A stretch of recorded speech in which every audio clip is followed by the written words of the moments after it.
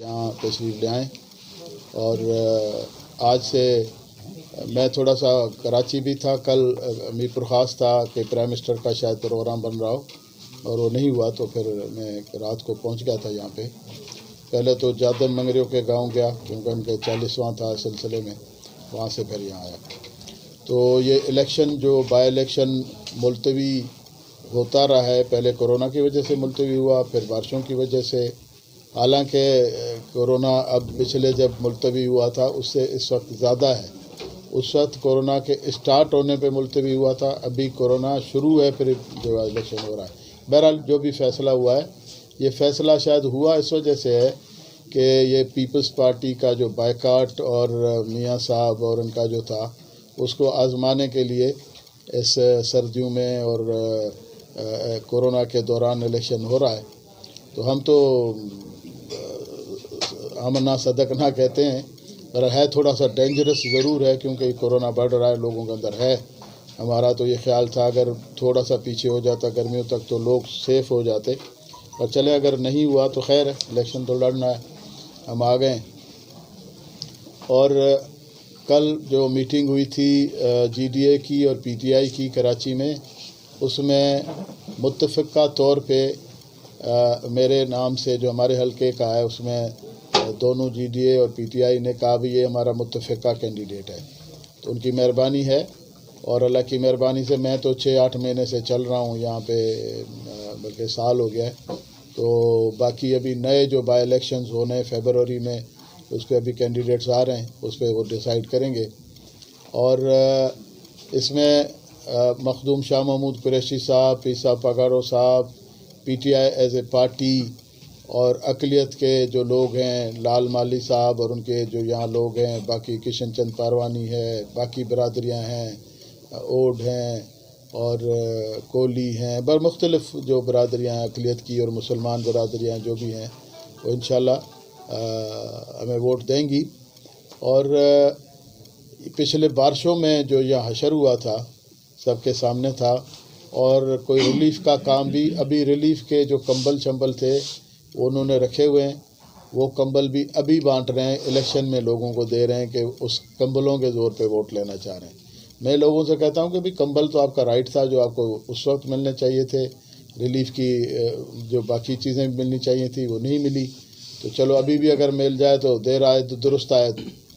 और जो इमरान खान साहब ने उस वक्त भी जो रिलीफ़ दिया वो कैश में दिया लोगों को, और वो बग़ैर ओमनी बस सर्विस के दिया, तो इसलिए लोगों तक सही सलामत पहुंच गया। जो कमीशनें और बीच में काटा जाता था हिसाब किताब, वो इस दफ़ा ओमनी का ख़र्चा नहीं काटा गया। अभी भी रिसेंटली मैं एक दिन मिट्टी से गुज़र रहा था तो लोगों को वो जो पैसे मिल रहे थे, जब कैश पैसे मिलते हैं लोगों को तो बाकी चीज़ें फिर ख़ुद लोग कर लेते हैं। तो ये इसमें अच्छी बात है कि अकाउंट में आपको पैसे मिल रहे हैं। यहाँ से तो पिक एंड चूज़ है, जो उनका अपना जियाला है उसको बोरी देते हैं, जो दूसरा नहीं है उसका या टेंट या कंबल जो नहीं है उसको नहीं देते। तो प्रोविंशियल गवर्नमेंट उनकी है, तो इसलिए वो यहाँ पे ये सिलसिला कर रहे हैं। मगर यहाँ ख़ास तौर उमरकोट में, जब से मैं यहाँ से 18 से कैंडिडेट बना हूँ, सब जगह है, थरपारकर में भी है, बाकी जगहों पे भी है, मगर यहाँ पुलिस गर्द लोग बेचारे वोट भी देते हैं और FIR भी भुगतते हैं। मैं सलाम करता हूँ लोगों को कि इतनी तकलीफ़ें बर्दाश्त करके भी हमारे साथ खड़े हैं, और इंशाल्लाह उनको देख के लोग मज़ीद भी हमारे साथ आ रहे हैं। तो मज़ीद हमारे साथ लोग आएंगे, इंशाल्लाह हम इलेक्शन लड़ेंगे 18 तारीख को, और इंशाल्लाह उम्मीद है अल्लाह की तरफ से मदद। 2021 का जो साल है ना, वो इंशाल्लाह इनके ख़ात्मे का है। 20 तक वैसे ही कोरोना 20 का जो आपके एस्ट्रोलॉजिस्ट हैं ना, वो कहते हैं कि 20 का साल बहुत ख़राब था। आपने देखा कोरोना तो सैलाब, तो ये चीज़ें, और एक तो सबसे बड़ा कोरोना सिंध में तो पीपल्स पार्टी है, तो वो तो था ही था। मगर अब 21 में उम्मीद ये है कि ये साल अच्छा है लोगों के लिए, आवाम के लिए, ये इस कोरोना से छुटकारा मिलेगा। कहते थे कि हम इमरान खान से इस्तीफ़ा लेंगे, और इस्तीफ़ा अब ख़ुद दे रहे हैं। अब तो वो भी नहीं दे रहे हैं। मैं तो उनसे ये कहता था कि ये नहीं देंगे। आपने मेरा पता नहीं बयान पढ़ा होगा कि नहीं पढ़ा होगा। मैंने कहा ये इस्तीफ़ा बिल्कुल नहीं देंगे, ये ऐसे ही ड्रामा है, اور وہ نواز شریف کو بھی دھوکہ دیں گے جو دیا، اور اب پھر واپس اب سب کہتے ہیں کہ جی اب ٹھنڈ ہے تو فلانا ہے تو دھرنا اس لیے نہیں دے رہے ہیں۔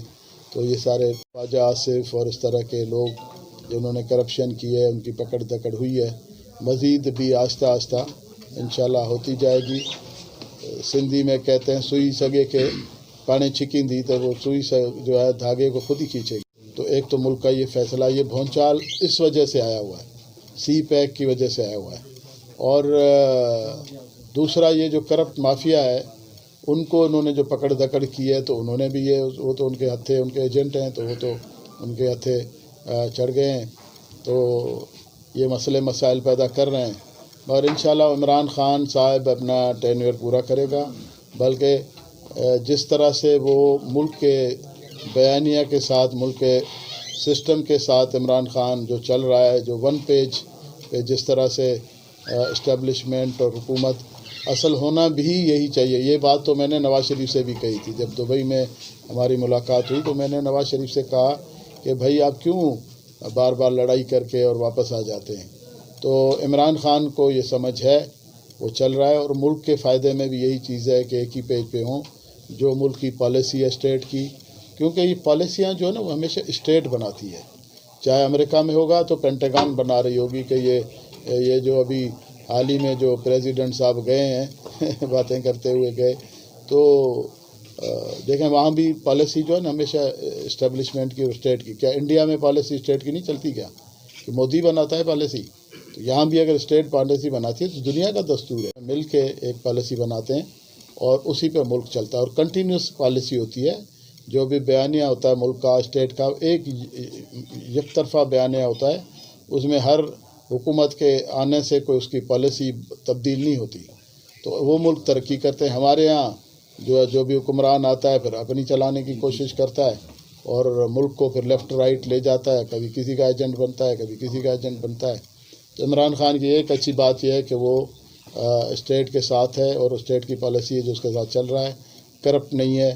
باقی کمیاں کوتاہیاں، ایک تو دیکھیں 30 سال سے حکومت ان کی تھی، 30 سال میں ملک میں اگر خرابی ہوئی ہے تو ان کی بھی یہ جو بیک لاگ ہے یہ آ کے ان کے زمانے میں ظاہر ہوا ہے، ہونا بھی ابھی تھا، کیونکہ یہ تو میرٹ کے مطابق اور طریقے سے چلا رہا ہے ملک کو، تو لازمی ہے اسی وقت، ورنہ یہ دوبارہ ان کی طرح قرضے لے کے اور ملک کو اور ڈبوتا جاتا اور پھر یہ پیسوں کی ریل پھیل ہوتی۔ تو وہ طریقے سے بچت کر کے اپنے پیسے، مشرف صاحب کے زمانے میں آپ دیکھیں کہ خود ہی اسٹیٹ کی پالیسیز ایسی تھیں کہ بچت بھی ہو گئی، پیسہ بھی تھا، قرضہ بھی نہیں تھا۔ میں اس بات کا گواہ ہوں کہ ہمارے پاس جو یہ آپ کے ورلڈ بینک اور ایشین بینک اور یہ میرے چیف منسٹر کے دروازے کے پار بیٹھے ہوتے تھے کہ آپ ہم سے قرضہ لے لیں۔ ہم کہتے تھے کہ بھئی ہمارے پاس اپنے پیسے پڑے ہیں، کیوں قرضہ لیں آپ سے؟ اور پوائنٹ سم تھنگ پہ ہمارے اس زمانے میں قرضہ ہوتا تھا۔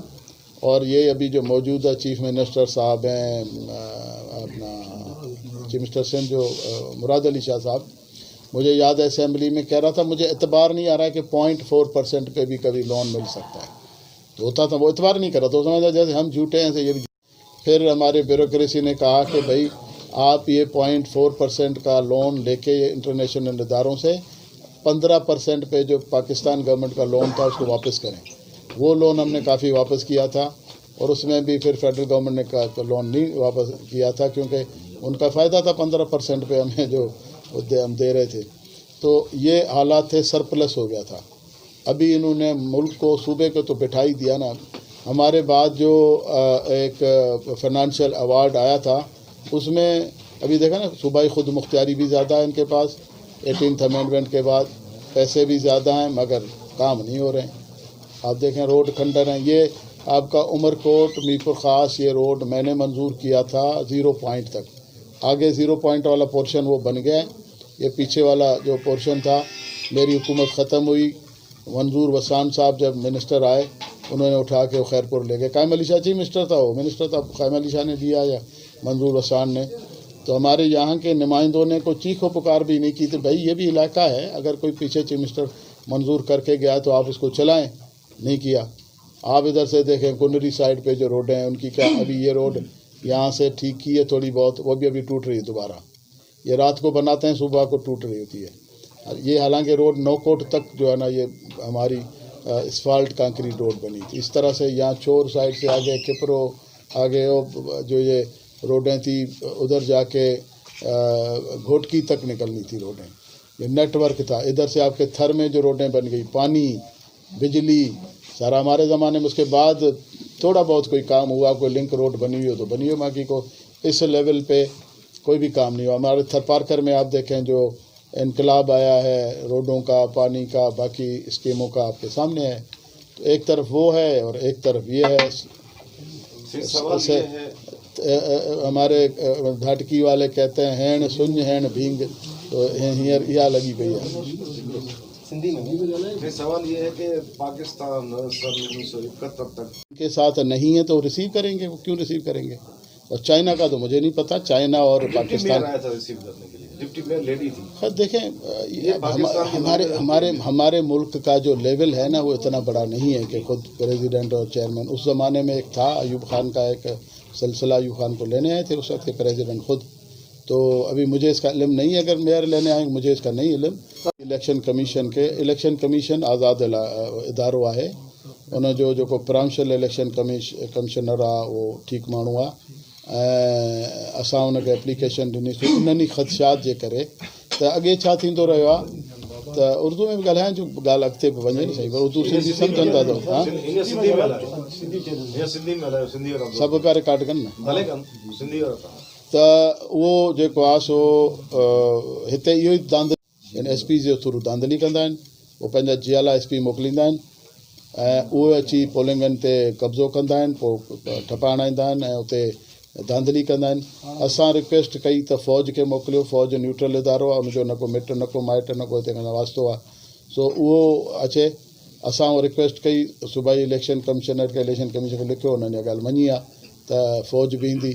उन ते मूं कल्ह ॿुधो आहे त नवाब साहब खे एतिराज़ु थियो आहे त GDA जे चवण ते उनजो छो था मुतालबा मञनि. भई GDA बि हिकिड़ी धुर आहे, पार्टी आहे, इलेक्शन में बिहे थी. तव्हां इक़्तिदारी पार्टी आहियो सिंध में, असांजे चवण ते मञंदा तॾहिं इलेक्शन फेयर थींदी न. अव्हांजे चवण ते त अॻे जेको थियो आहे हीअ चवनि था सिलेक्टेड प्राइम मिनिस्टर, ऐं चवनि थो प्रांशल गवर्नमेंट सिंध जी उहा बि सिलेक्टेड आहे. हुते हुननि खे सिलेक्ट जेकॾहिं कयो त हिते हिननि खे सिलेक्ट कयो हुयो. हिते हीअ जहिड़े नमूने सां खटिया हुआ. बल्कि हिननि पोयां जेका इलेक्शन थी 18 वारी, उन्हनि में जेको मशरूत नाला ॾिना असां जहिड़नि जा त इन्हनि खे तव्हां हारायो. सो पोइ सिलेक्टेड हीअ आहिनि या हू आहिनि. सो सिंध में थी बि सिलेक्टेड आहिनि. न त एतिरो ओवरवेलमिंग मेजॉरिटी जॾहिं BB शहीद थी तॾहिं बि कोन मिली हिनखे. हींअर हिननि कहिड़ा अहिड़ा चङा कम कया आहिनि जो हिननि खे 90 सीटूं मिलियूं आहिनि. सो इहो डील थी हुई. हींअर वरी बि नवाज़ शरीफ़ खे टिकटिकी ते चाढ़ाए ऐं पाण डील करे वरी वापसि मोटी आया आहिनि. सो ॿ ॾींहं ॾाढा इहे जज़्बाती तकरीरूं नारा आहे हो. नवाज़ शरीफ़ खे छॾेनि बंबू ते, उहो चढ़ियो वञे मथे, हीअ वरी वापसि सलाम वालेकुम अचो वञनि मोटियो. सो इहो डील हाणे हिननि जी वरी बि हले पई, पर इंशाल्लाह उहा डील हाणे कोन हूंदी. हाणे हिननि खे कैरेट ऐं स्टिक ॿई हूंदा. कैरेट सम्झो था न, पंहिंजो गजर ॾिबो आहे न कंहिंखे शइ खे, जानवर खे गजर बि ॾिबो आहे, वरी लठ बि हणिबी आहे. सो कैरेट ऐं स्टिक वारो कमु आहे. सो हीअ जो सम्झनि था त 100% डील हलंदी, उहा कोन हलंदी.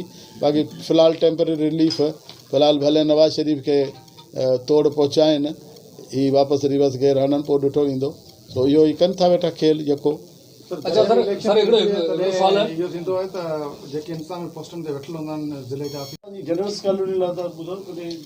साईं इहो ॿुधूं था त हिते तव्हांजे उमरकोट हिकिड़ो त ज़िलो 2 दफ़ा डहियो, 2 दफ़ा ठहियो. अलाह जी महिरबानी सां इहो आख़िरी दफ़ा जेको ज़िलो तव्हांजो बहाल थियो इहो मूं ई कयो. त तंहिंखां पोइ वरी हिते जेके हुकूमत 12 साल हली आहे, हुन वरी ज़िले जो ख़्यालु ई कोन कयो आहे. जेको ठहियल शयूं सभु ॾेई वियूं आहिनि. उन्हनि खे बिल्कुलु असां लिखंदासूं इलेक्शन कमीशन खे. सूबाई ऐं उन्हनि खे डिस्क्वालीफाई कयो वञे. मखदूम साहिबु हिकिड़ी रुगो तकरीर कई, सो बि ओॾां कई उन्हनि जे पल्लियुनि जे ॻोठ में जेको तक जो हिसो बि कोन्हे. त उते जेको तकरीर कोन रिकॉर्ड करे हिननि दरख़्वास्त ॾिनी, असां बि ॾींदासूं त उन्हनि ते एक्शन कयो वञे वज़ीरनि ते. ॿियो सर तरक़ियाती स्कीमूं बि हलनि पियूं जेके बिलिंग कनि पिया इलेक्शन कमीशन मुख़्तलिफ़ डिपार्टमेंटनि में. उन्हनि खे उन्हनि जा जेके वेझा माण्हू आहिनि उन्हनि खे इन हवाले सां इन लाइ असां दरख़्वास्तूं ॾींदासीं. इलेक्शन हाणे अनाउंस थी आई आहिनि, विच में वक़फ़ो थी वियो न इलेक्शन में. हाणे इहो त इंशाल्लाह हुन ते कयूंसि था, पर ॾिसो न हिकिड़ो विच में अची वियो सैलाब. हाणे सैलाब में असां पाण इंटेंशनली रोकियो कोन, हाणे जे रोकियूं था त माण्हू था मुतासिर थियनि ऐं उहो असांजे लाइ बि नेगेटिव थियो, पर उहो न त माण्हू ते मुतासिर थिया, इन करे असां हुन रिलीफ जे कम खे कोन रोकरायोसीं। हाणे उहो जेको डेवलपमेंट जो कमु आहे न, त असां इलेक्शन कमीशन खे लिखंदासीं, रोकराईंदासीं। डेवलपमेंट बाद में बि थी सघे थी, 11-20 ॾींहंनि खां पोइ थी सघे थी। इहे बिल जेके निकिरनि पिया ऐं जेके उन में उनजा फ़ाइदा पिया वठनि, जेको इहो हिकिड़ी पॉलिटिकल ब्राइब आहे, जीअं हींअर कंबल पिया ॾियनि, या पॉलिटिकल ब्राइब आहे। माण्हुनि खे पॉलिटिकली जेको आहे सो ख़रीद था कनि, कंबल ॾेई माल सरकार जो वोट हिननि खे वठिणो आहे, पोइ कंदा हूंदा, हर बार सभु कंदा, पर बाशऊर जेको माण्हू आहे न, उहो सिर्फ़ु कंबल ते ऐं हिन ते कोन विकिबो। का चाहिए माना अमीर अली शाह जी जेका शुरूआत है, तव्हां एॾा वॾा सीनियर सियासतदान कीअं था ॾिसो मुक़ाबिलो? उहो तव्हां ॾिसो, डिपेंड करे थो अवाम ते। तव्हां ॾिसो मुख़्तलिफ़ ज़िलनि मां जेके सोशल मीडिया ते तव्हांजा चङा ख़ासा लेखक ऐं जेके वर्कर्स मुख़्तलिफ़ ज़िलनि मां छा पिया मैसेज ॾियनि, ॿियनि इलाइक़नि जे माण्हुनि में शऊर आहे, उहो हिते थर जे माण्हुनि खे, हीअ बि थर आहे, त हिननि खे मैसेज पिया ॾियनि मुंहिंजे हवाले सां बाबा अरबाब ग़ुलाम। ऐं मूं कमु अलाह जी महिरबानी सॼी सिंध में कयो आहे, मूं जेका कई त अलाह ताला, पर मुंहिंजी जेका लेवल आहे सॼी सिंध लेवल ते आहे। हींअर सॼी सिंध मां माण्हू इलेक्शन में अचण लाइ बि चवनि पिया, हिननि जी लेवल आहे सिर्फ़ु उमरकोट तालके ताईं। सो हाणे माण्हू फ़ैसिलो कनि। ऐं तव्हां पढ़ंदा हूंदो हिकिड़ो कामरेड वसाण आहे टंडे, हिनजो मोहम्मद ख़ान जो, उहो रोज़ु तव्हां स्टेटमेंटूं ॾींदो आहे। ऐं कल्ह वहाब मुंशी बि हिकिड़ो राइटअप लिखियो, तव्हां पढ़ियो आहे? कोन पढ़ियो आहे? सोशल मीडिया ते त अची वियो शायदि। ऐं उहो उन में थोरा असां सोचियूं पिया कीअं कजे कम खे। ऐं ॿियो इहो आहे त सर्दी बि आहे तमामु घणी, त उन हिसाब सां वरी राति जो देरि ताईं इहो मसइला आहिनि, पर उहो मसइला ॿिन्ही पासे आहिनि, उन्हनि सां बि आहिनि, असां सां बि आहिनि। सो इनशाला उन में बसि अॼु आया आहियूं, सभु मीटिंगूं कयूं पिया, माण्हुनि खे घुरायो अथऊं, ऐं कार्नर मीटिंग्स बि कंदासीं। कुझु माण्हुनि जी राय कार्नर मीटिंग्स कजे, कुझु जी राय आहे त डोर टू डोर। अॼु केतिरियूं बिरादरियूं आहियूं सॼे तव्हांजे हल्के में? साईं हिते छोर इहो पासो थर जा जेके बि हुयूं बिरादरियूं सभु आयूं आहिनि, ऐं सभु माण्हू वार में पीर साहिब जा मुरीद हुआ, ॿिया ई संगत वेठा आहिनि असां सां गॾु शहर जे हवाले सां। जी जलसो वग़ैरह कंदा? वॾो जलसो हिकिड़ो, इहो अञा असां सोचियो कोन्हे, कार्नर मीटिंग जो सोचियो आहे। हिकिड़े वरी जलसे में माण्हू घणा गॾु थियनि था, पोइ हुन में तकरीरूं त थियनि थियूं, पोइ इहो डिबेटिंग क्लब ठही थो वञे।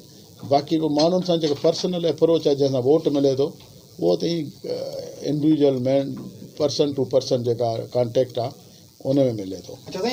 किथे आहे? अॻे ॾिनल आहे? जी जी, ठीकु, कहिड़े ज़माने में ली आहे? मूं वटि हिकिड़ो तव्हांजो उमरकोट जो जर्नलिस्ट आयो, उहो ई त ॾिनी मुंहिंजे हाल।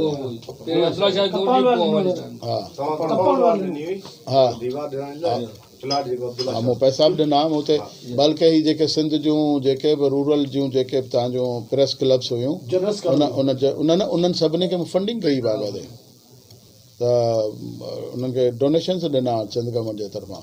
ऐं इहो जेकॾहिं तव्हां ॿुधायो कंपाउंड वाल, उहा बि मुंहिंजे त मूंखे यादि आहे को आयो तव्हांजो माण्हू, उनखे मूं ॾिनी। त इनशाला तव्हांखे वरी कॉलोनी ठाहे ॾींदासीं तव्हांखे। काउंसिल गवर्नमेंट उन्हनि जी आहे त उन्हनि जी हूंदी न, उन्हनि जा ई ऑडर मञंदा, पर जॾहिं असीं कंधे ते चढ़ंदा आहियूं त वरी सिधा थी वेंदा आहिनि उहे। सो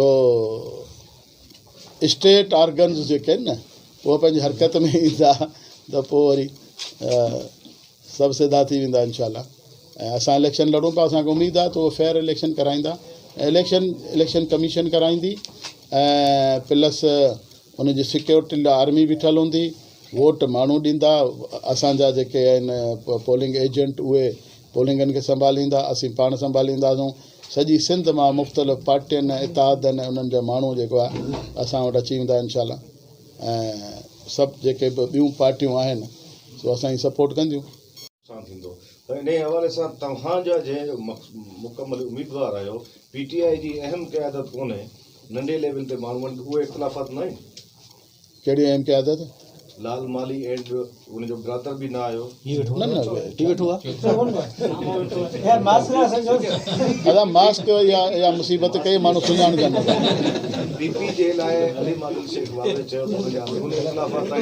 हलीम आदल ॾिसो न, हलीम आदल हिन वक़्तु सॼे सिंध में ऑपरेट पियो करे, ठीकु आहे, मेन माण्हू आहे। तव्हां जेको PTI ऐं GDA जो जेको जेका पाण में गॾिजाणी थी हुन में उन्हनि पहिरियों नालो ई मुंहिंजो वरितो आहे। ठीकु आहे, त को इख़्तिलाफ़ु कोन्हे। PTI पाण में जेके थोरा घणा वर्कर्स में थींदा आहिनि, पीपल्स पार्टी में बि आहिनि, ॿियनि में बि आहिनि, त हूंदा मुंहिंजे नाले ते। इवन उन्हनि में बि कोन्हे। मूंखे मुस्लिम लीग क्यू वारा लाड़काणे में बाबू सरवर साल खे सुञाणो, उन्हनि चयोसीं अचूं था तव्हांजे इलेक्शन कैंपेन में, हालांकि उन्हनि जो हिन ज़िले सां एॾो वास्तो कोन्हे। ऐं इवन का पार्टी जो नालो नथो वठां, का ॿी पार्टी आहे जेका हिन सेटअप में असां सां गॾु कोन्हे, पर उहे बि चवनि था असीं वोट हिते असीं तव्हांखे ॾींदासीं। न छो खणा, मुंहिंजा वोट विञाया हिकिड़ी अवां जी तरफ़ां का डिमांड आहे या घुर कई आहे त इहा ऑफिसर हटाया वञे? ॾिसो, वरी बि ऑफिसर ईंदा त उहे सिंध गवर्नमेंट जा ईंदा। ऐं फ़िलहालु इलेक्शन कमीशन जो इंतज़ामु हूंदो आहे। मुंहिंजे ख़्याल में इलेक्शन कमीशन उन्हनि ते होल्ड कंदी। वोट आवाम जो माण्हुनि जो